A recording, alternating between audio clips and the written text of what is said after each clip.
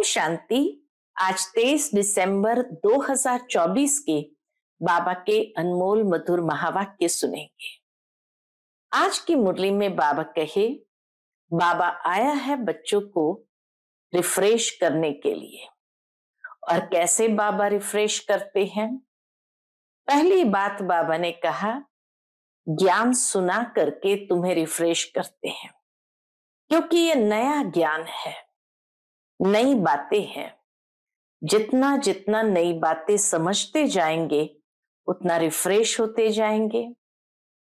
दूसरा बाबा कहे, बाप की याद में रिफ्रेश होते हो। जब बाबा की याद में बैठ जाते हैं तो ऐसा महसूस होता है कि जैसे आराम में है।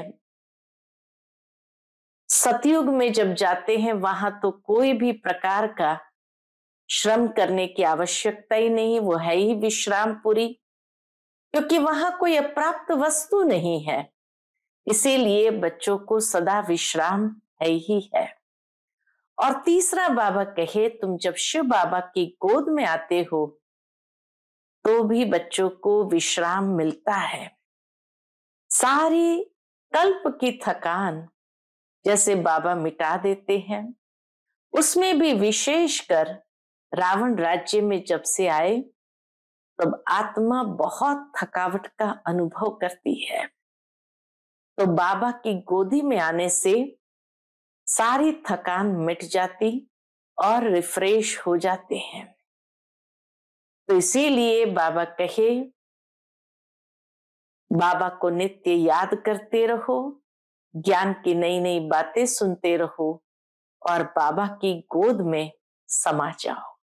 सुनते हैं आज के बाबा के अनमोल मधुर महावाक्य। ओम शांति।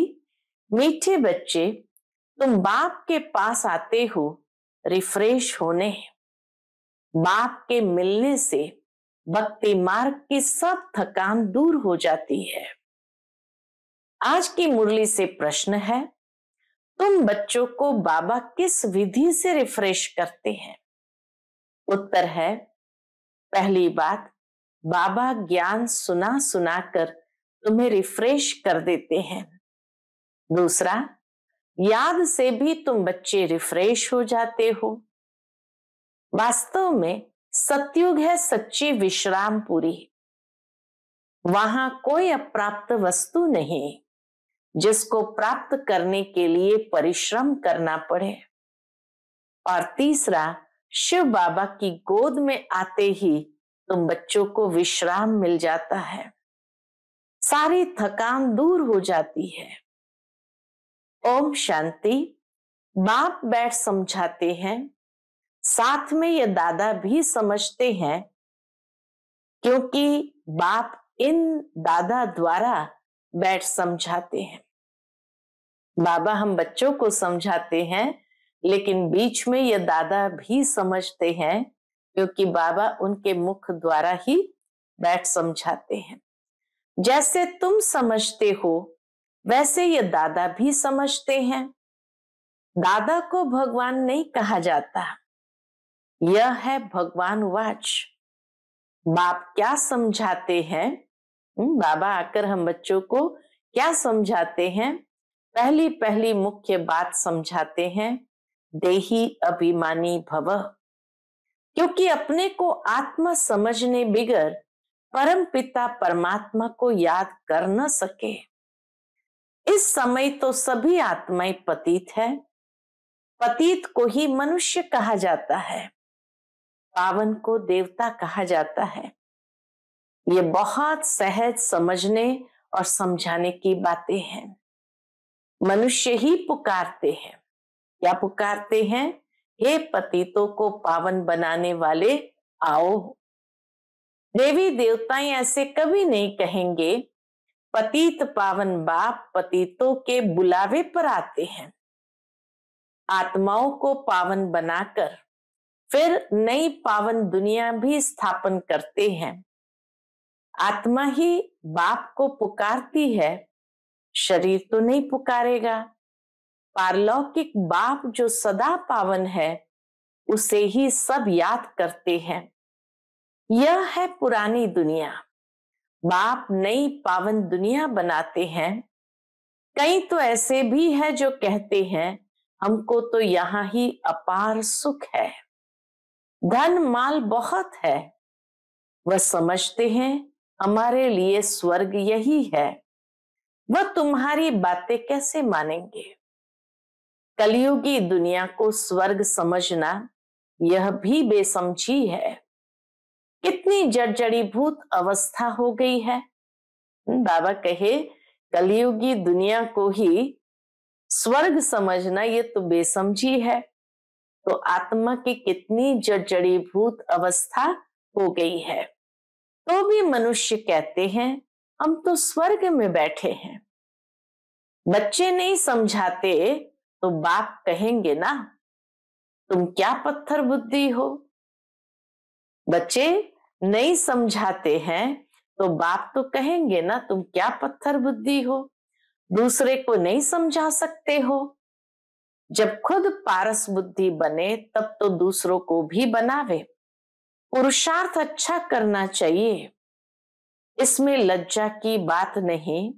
परंतु मनुष्य की बुद्धि में आधा कल्प की जो उल्टी बातें भरी हुई है वो कोई जल्दी भूलते नहीं है।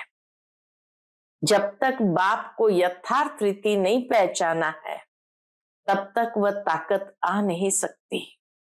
बाप कहते हैं इन वेदों शास्त्रों आदि से मनुष्य कुछ भी सुधरते नहीं है, दिन प्रतिदिन और ही बिगड़ते आए हैं।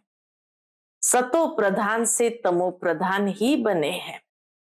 यह किसकी भी बुद्धि में नहीं है कि हम ही सतो प्रधान देवी देवता थे।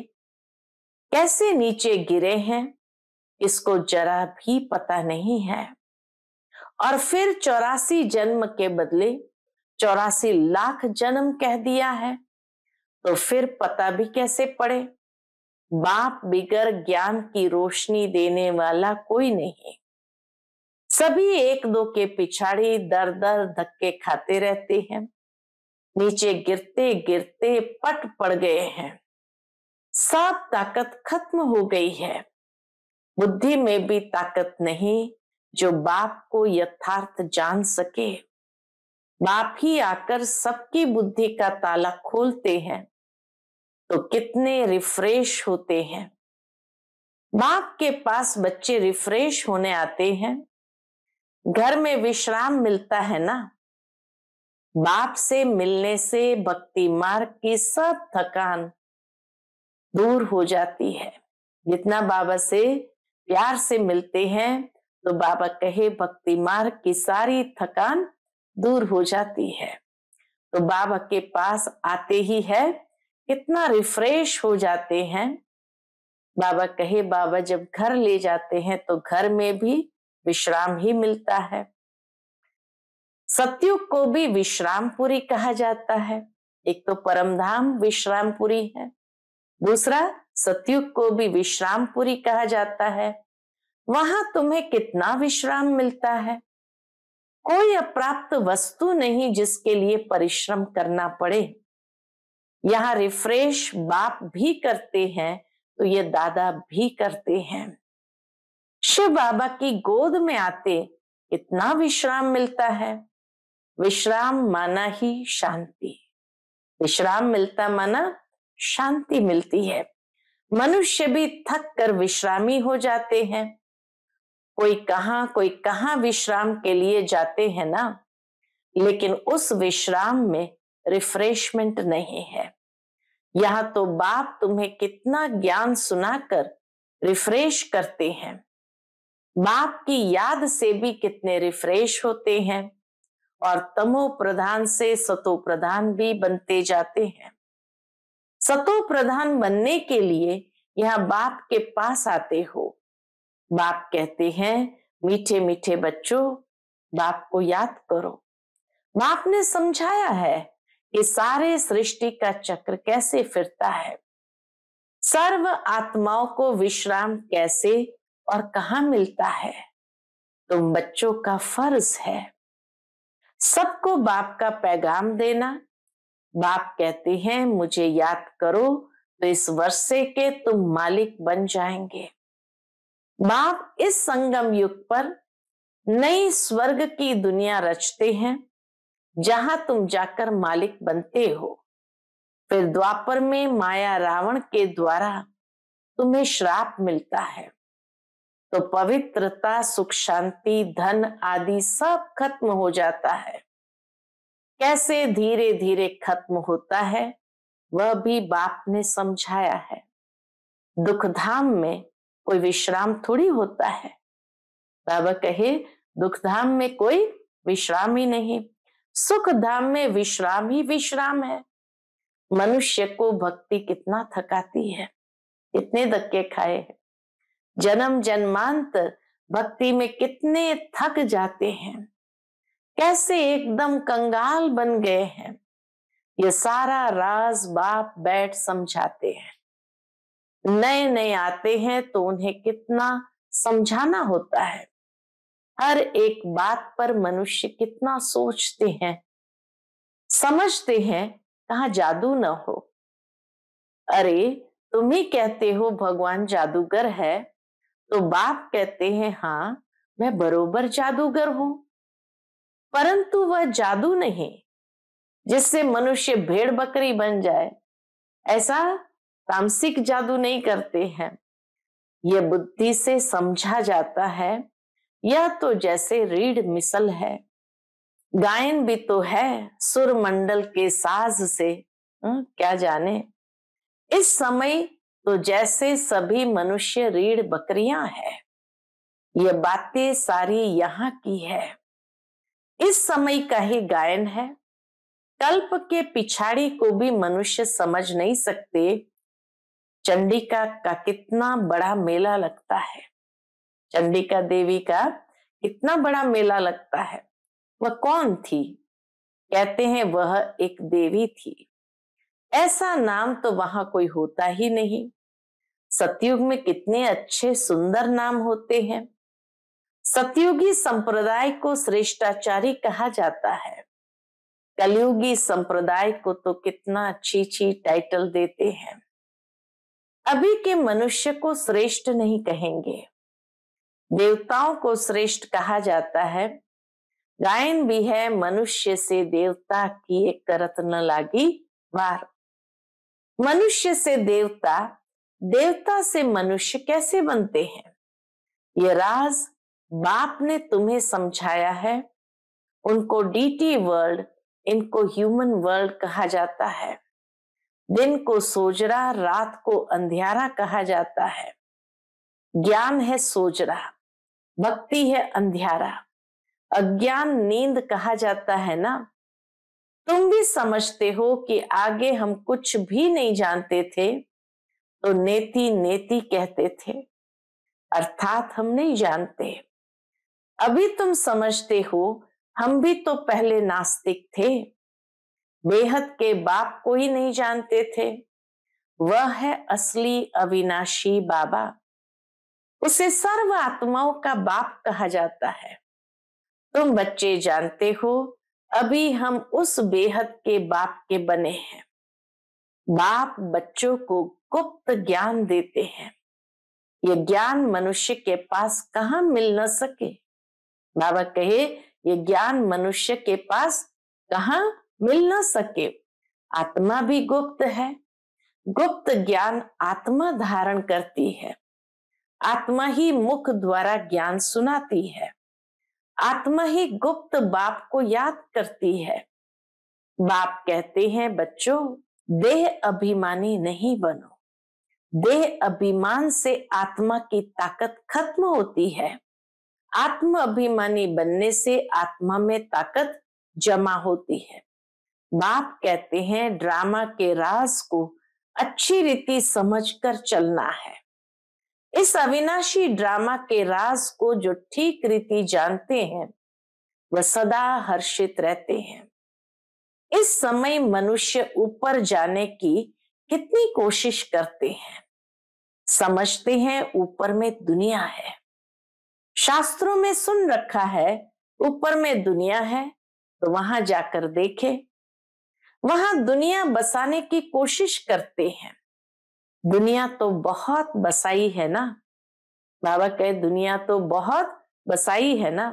भारत में सिर्फ एक ही आदि सनातन देवी देवता धर्म था और कोई खंड आदि नहीं था। फिर कितना बसाया है। तुम विचार करो, भारत के कितने थोड़े टुकड़े में देवताएं होते हैं। इतनी बड़ी दुनिया और उसमें भारत का छोटा सा टुकड़ा, उसमें ही देवताएं होते हैं। उसमें भी विशेष जमुना के किनारे पर ही परिस्थान था, जहां ये लक्ष्मी नारायण राज्य करते थे। कितनी सुंदर शोभायमान सतो प्रधान दुनिया थी। नेचुरल ब्यूटी थी। आत्मा में ही सारा चमत्कार रहता है। बच्चों को दिखाया था श्री कृष्ण का जन्म कैसे होता है। सारे कमरे में जैसे रोशनी हो जाती है, तो बाप बैठकर बच्चों को समझाते हैं। अभी तुम परिस्थान में जाने के लिए पुरुषार्थ कर रहे हो, बाकी ऐसे नहीं तालाब में डुबकी लगाने से परियां बन जाएंगे। ये सभी झूठे नाम रख दिए हैं। लाखों वर्ष कह देने से बिल्कुल ही सब कुछ भूल गए हैं। अभी तुम अभूल बन रहे हो। नंबरवार पुरुषार्थ अनुसार विचार किया जाता है। इतनी छोटी सी आत्मा इतना बड़ा पाठ शरीर से बजाती है। छोटी सी आत्मा और कितना बड़ा पाठ शरीर से बजाती है। फिर शरीर से आत्मा निकल जाती है तो शरीर को देखो क्या हाल हो जाता है। आत्मा शरीर से निकल गई तो बाबा के शरीर का देखो क्या हाल हो जाता है। आत्मा ही पाठ बजाती है। कितनी बड़ी विचार की बात है। कैसे आत्मा पाठ बजाती है। सारी दुनिया के एक्टर्स आत्माएं अपनी एक्ट अनुसार ही पाठ बजाते हैं। कुछ भी फर्क नहीं पड़ सकता। हूबहू सारी एक्ट फिर से रिपीट हो रही है। इसमें संशय कर नहीं सकते।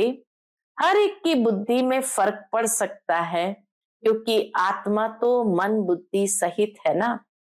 बच्चों को मालूम है कि हमको स्कॉलरशिप लेनी है, तो दिल अंदर खुशी होती है। यहां भी अंदर आने से ही एम ऑब्जेक्ट सामने देखते हैं, तो खुशी तो जरूर होगी। अभी तुम जानते हो हम यह देवी देवता बनने के लिए क्या कर रहे हैं। यहाँ पढ़ते हैं। ऐसा कोई स्कूल नहीं जहां दूसरे जन्म की एम ऑब्जेक्ट को देख सके।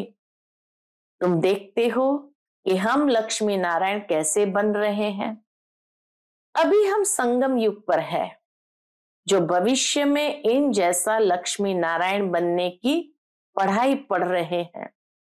कितनी गुप्त पढ़ाई है। एम ऑब्जेक्ट को देख कितनी खुशी होनी चाहिए। खुशी का पारावार नहीं। स्कूल व पाठशाला हो तो ऐसी है कितनी गुप्त, परंतु जबरदस्त पाठशाला है। जितनी बड़ी पढ़ाई उतनी ही फैसिलिटीज रहती है, परंतु यहां तुम पट पर बैठ पढ़ते हो।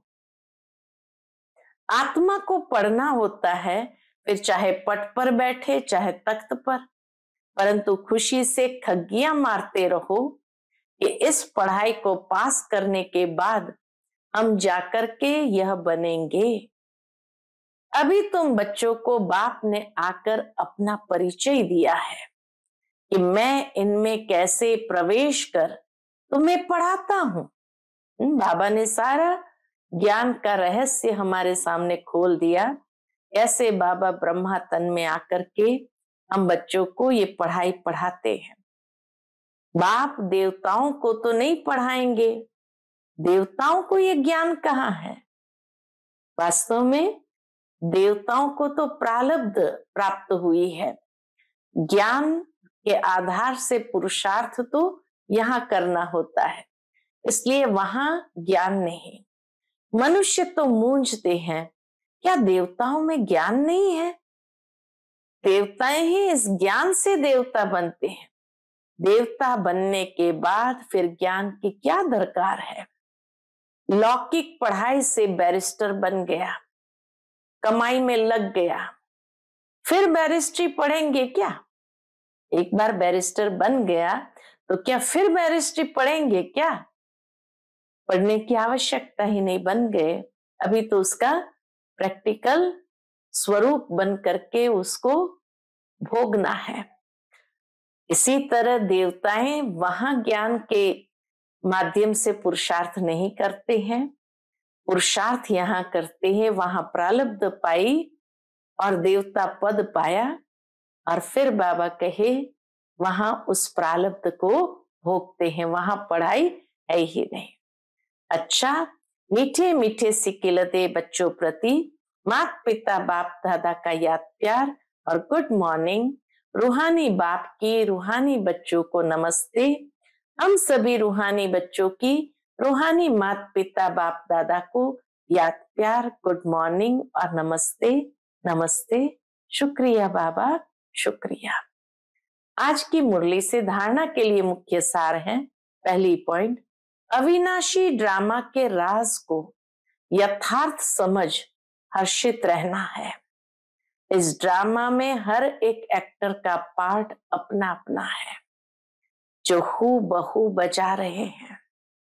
दूसरी पॉइंट, एम ऑब्जेक्ट को सामने रख खुशी में खग्गियां मारनी है। बुद्धि में रहे हम इस पढ़ाई से ऐसा लक्ष्मी नारायण बनेंगे। आज का बाप दादा का मधुर वरदान हम बच्चों के प्रति है। याद और सेवा के शक्तिशाली आधार द्वारा तीव्र गति से आगे बढ़ने वाले माया जीत भव। याद और सेवा के शक्तिशाली आधार द्वारा तीव्र गति से आगे बढ़ने वाले माया जीत भव। ब्राह्मण जीवन का आधार याद और सेवा है। यह दोनों आधार सदा शक्तिशाली हो तो तीव्र गति से आगे बढ़ते रहेंगे। अगर सेवा बहुत है, याद कमजोर है, व याद बहुत अच्छी है, सेवा कमजोर है, तो भी तीव्र गति नहीं हो सकती। याद और सेवा दोनों में तीव्र गति चाहिए। याद और निस्वार्थ सेवा साथ साथ हो तो माया जीत बनना सहज है। हर कर्म में कर्म की समाप्ति के पहले सदा विजयी दिखाई देंगी। आज का स्लोगन है, इस संसार को अलौकिक खेल और परिस्थितियों को अलौकिक खिलौने के समान समझकर चलो। इस संसार को अलौकिक खेल और परिस्थितियों को अलौकिक खिलौने के समान समझकर चलो। अच्छा, ओम शांति।